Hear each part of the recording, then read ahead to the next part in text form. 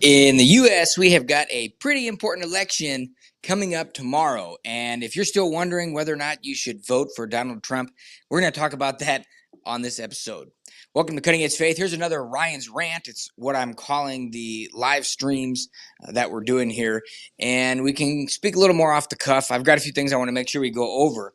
And the first thing is that there's a new documentary out called The Outlier. And it talks about Donald Trump and how he was elected in 2016. And it looks to answer the question that how can this person who had no political experience get elected in 2016? What really was the attraction? And I was one of the 5 or 6 people that was interviewed for it. And I put links in the show notes here to the trailer and to the actual documentary itself. And I would recommend you check it out. It's an amazing video by my friend Troy Black, and it's got almost 1 million views already on YouTube. And so you definitely want to watch that. And there's some good insights in there.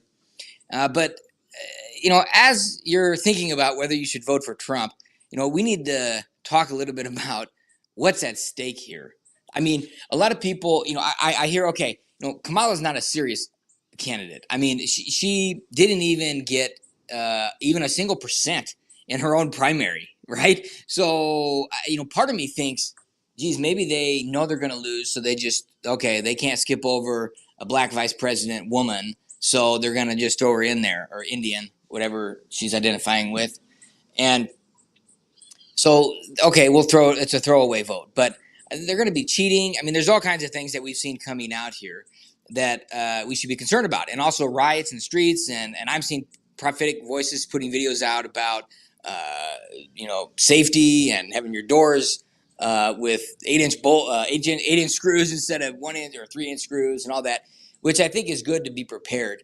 But we need to get out and vote. And like so many people just are not voting. I mean, I think almost half of evangelical Christians don't vote. And if we voted, we would control every single election in the United States. Not even close. Like, not even close. And so we need to be voting. And, I know some people are looking at this like, well, I can't vote for Trump because of his past and this and that. And I think, okay, but what about his policies? And what about what he actually did when he was in office? And they want to point to, they've got all these different qualifications that they want a president to have. But the thing is, and then they're going to write in a third party candidate. And it's like, okay, maybe that helps their conscience feel a little better. But what they're actually doing is helping more evil be done. Because if Trump was not elected, then we're going to have more evil done. And so that's why instead of thinking about, oh, I'm voting for the lesser of two evils, which is not a real thing, you should be thinking, how do I vote to lessen evil? How do I vote to lessen evil? Okay, so what's going to lessen evil? Is it going to be a man that's elected who does not have the perfect view on life, which is another thing we can rant about, but is by far pro-life and is going to be surrounded by thousands of evangelicals, right? There's going to be between 3,000 and 5,000 appointments made, probably up to 10,000 appointments made around him, all right, that are going to be executing things, doing things. And who's more likely to have that? To have Christians representing the interests of Christians, right? It's Donald Trump. Zero question about that. And what's Kamala Harris going to have around? What would she have around her? Well, let's see. At one of her so-called rallies, somebody yelled out, "Jesus is King" or "Jesus is Lord." And she interrupted her speech and said, "Oh, you're at the wrong rally." What? You're at the wrong rally? Lady, you're off your rocker. I mean, that's just insane.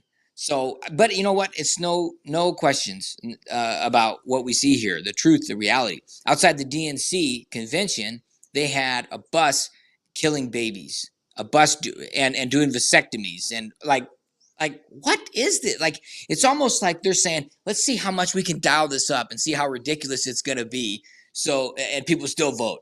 Like, it's almost like it's a game. Well, it's not a game. And, there's a lot at stake here.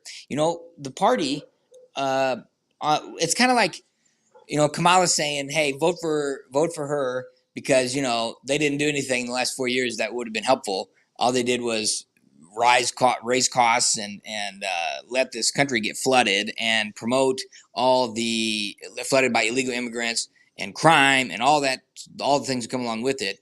And then they also pushed this transgender stuff, and they pushed the child youth transitioning and all this kind of stuff. All right. And now they want to be quiet about all that. And now she wants to start taking uh, MAGA policies and pretend like they're her own. And, you know, it's funny when I think about, like, you see all these videos about why people are going to vote for Kamala or Democrat, and they never really have a reason. Like, it's either anti-Trump or some general platitude that they don't really even understand themselves. And it's like, what could you really point to? I mean, what has she really done?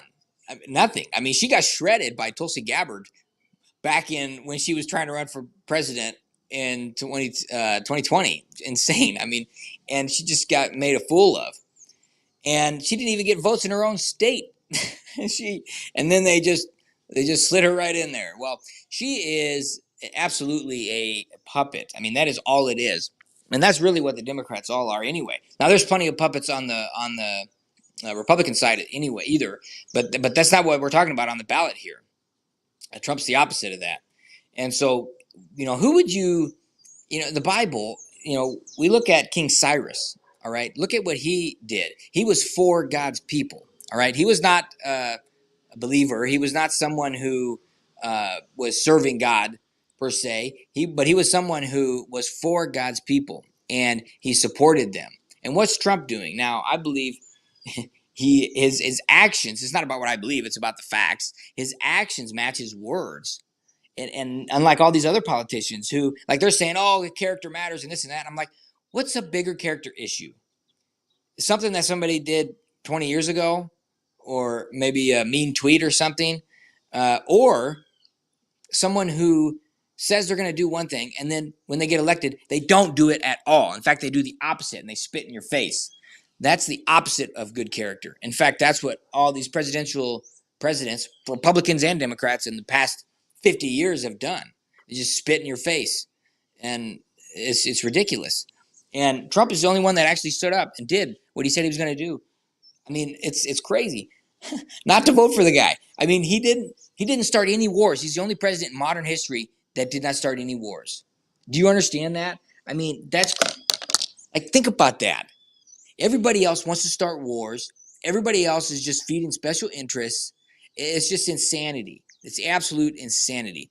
There is no, I mean, and what do we have? He sat down for a 3-hour interview with Joe Rogan. I watched the entire thing, and I almost watched the entire thing. I'm almost done with JD Vance's as well. 3 hours, 3-hour interview. And then he went and did a rally. Like, I mean, talk about accessible. And you really get into somebody's, what they think when you do these 3-hour interviews. And what did Kamala do? She did like a 38-minute interview or like a 42-minute interview or something with a network. And then they cut half of it out. And then one of the answers, they even cut most of the answer out so she didn't sound like a wacko.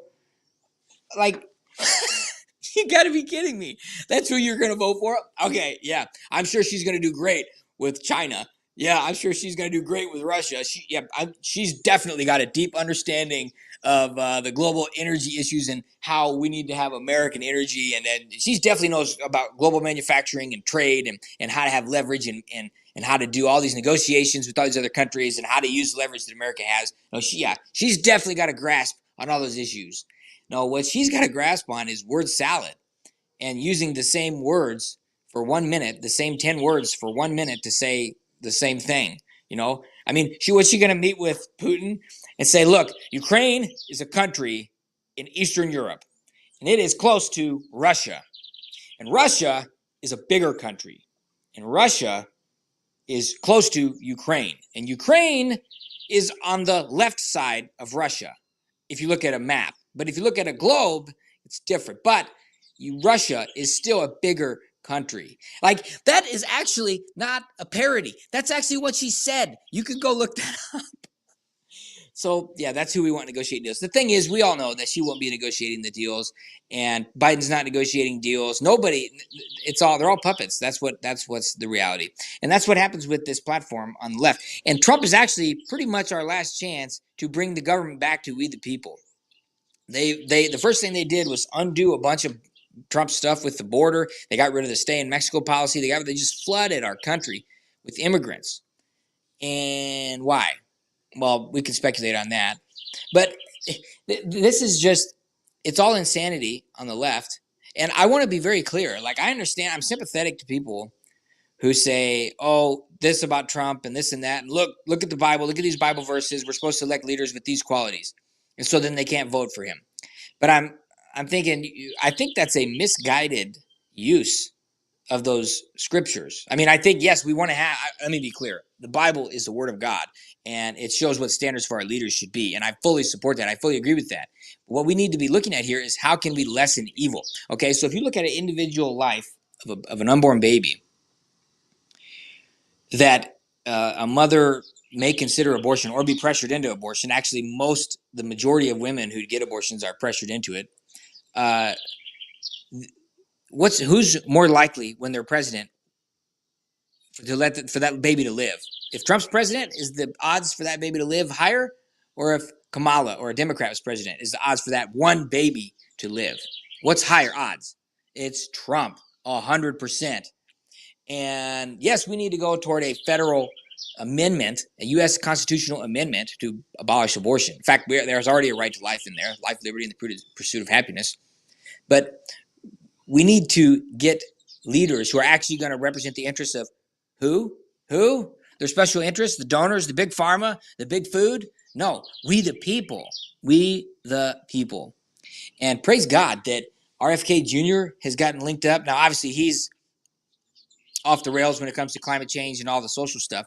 But when it comes to vaccines and nutrition and food and all the truth about big pharma, that guy is home run after home run after home run.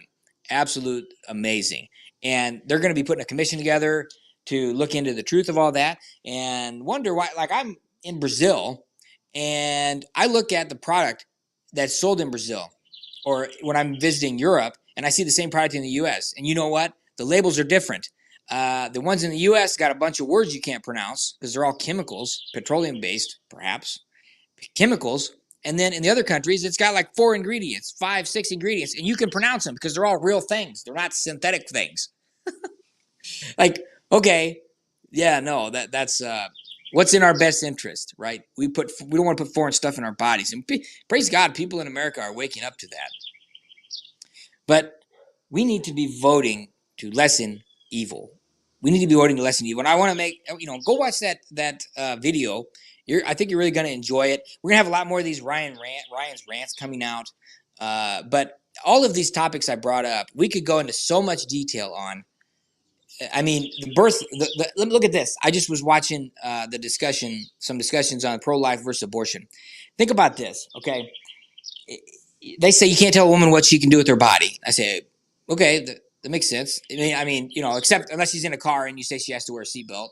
I mean, probably men passed that law. I mean, you got a problem with a man telling a woman what she can and can't do with her body. Well, she can't. There's all kinds of things. It's just not a serious argument, and so they can't.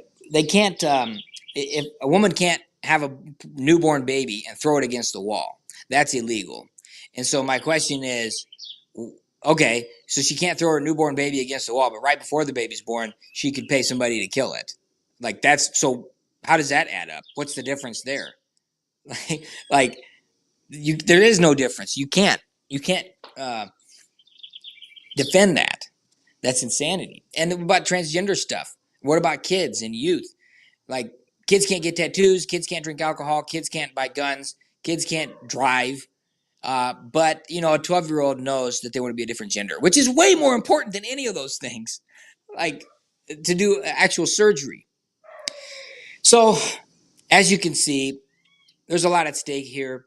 And if Trump doesn't win, it would be bye-bye for U.S. elections. There would never be another fair election.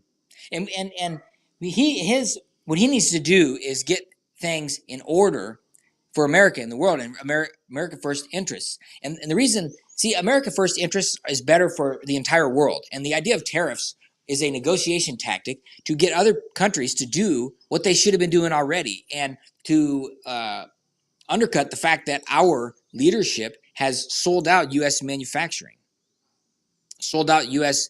business. And so there's a lot more to say there, but hey, there's some stuff to think about. Put in the comments whatever I missed if you're watching the video of this. And hey, go over and get the audio as well if you're on the video, because I publish more on audio than I do on video. And you can go to ryanshoward.com to learn more and get signed up to get in touch with me there as well. So, hey, vote for Trump. You got to get out. Tell your friends, share this, and like and comment below. God bless, and we will see you in the next Ryan's Rant.